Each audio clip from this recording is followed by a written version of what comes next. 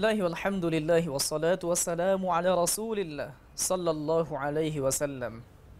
Sidang jamaah rahimakumullah, Allah subhanahu wa ta'ala berfirman pada ayat pertama di surat ini, Tabbat yada abi lahabin wa tabb.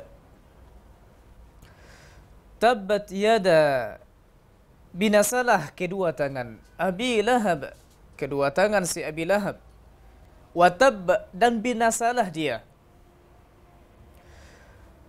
Abu Lahab, Abu Lahab ini bukan nama aslinya. Abu Lahab ini disebut dengan kunyah. Abu Lahab disebut dengan kunyah.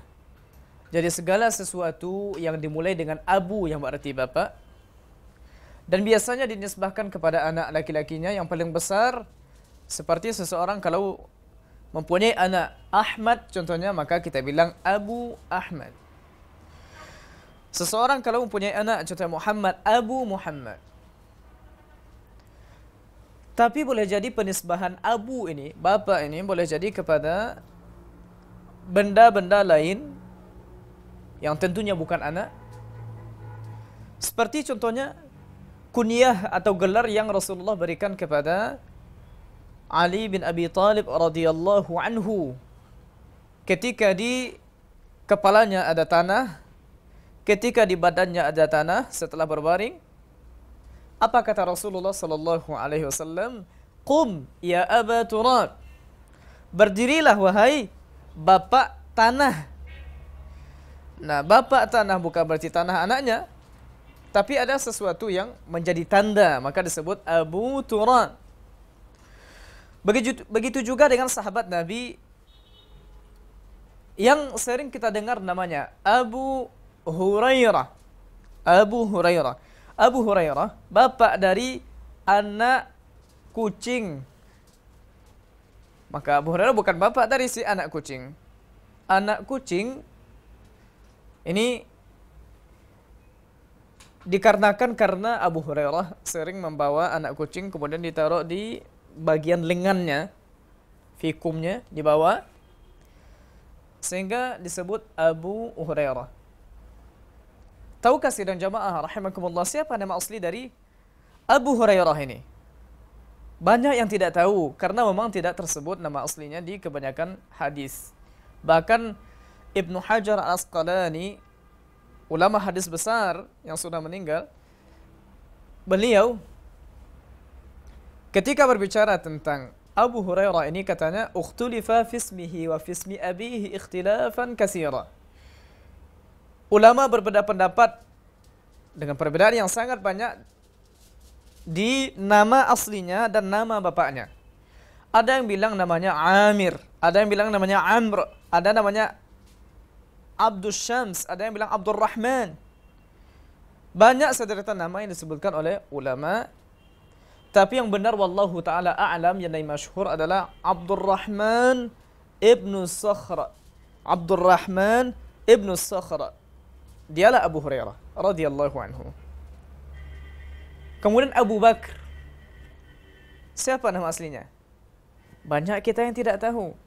Padahal Abu Bakar adalah khalifah pertama setelah Rasulullah sallallahu alaihi wasallam. Nama aslinya siapa? Nama aslinya Abdullah Abu Bakar. Kemudian sahabat Nabi yang sangat pandai membaca Al-Quran yang berasal dari Yaman, Abu Musa Al-Ash'ari. Abu Musa. Banyak juga kaum muslimin yang tidak tahu dengan nama aslinya. Siapa nama aslinya? Abdullah ibnu Qais. Abdullah ibnu Qais Al-Ash'ari. Atau contohnya kita membaca tafsir Ibnu Katsir. Kalau kita punya di rumah tafsir Ibnu Katsir, Ibnu Katsir ini sebetulnya ini sudah nama yang Katsir ini bukan nama bapaknya juga, ini sudah nama ya nenek moyangnya, kakeknya. Tapi nama aslinya adalah Ismail. Ismail. Maka banyak sekali deretan-deretan nama ulama yang kita tidak kenal nama aslinya, cuma kita kenal kunyahnya saja. Artinya gelarnya, gelar kebapakannya atau gelar keanakannya. Ibnu Katsir, anak dari Katsir. Abu Hurairah, contohnya bapak dari Hurairah. Sidang jemaah rahimakumullah. Abu Lahab. Apakah Lahab ini anaknya? Ternyata juga tidak. Lahab ini insyaallah akan datang. Sayasla naran zata lahab. Yang artinya api yang bergejolak. Abu Lahab. Nama aslinya yang diberikan oleh bapaknya, dan bapaknya adalah kakek kandung Nabi Abdul Muttalib, memberi nama anaknya Abdul Uzza. Jadi Abu Lahab namanya Abdul Uzza bin Abdul Muttalib. Abdul Uzza bin Abdul Muttalib. Beliau saudara sebapak dengan Abdullah, ayah Nabi, bapak Nabi, tapi tidak satu ibu. Berarti sangat dekat hubungan dengan Nabi karena dia adalah paman Nabi. Kita lanjutkan tentang Abu Lahab setelah pesan-pesan berikut ini.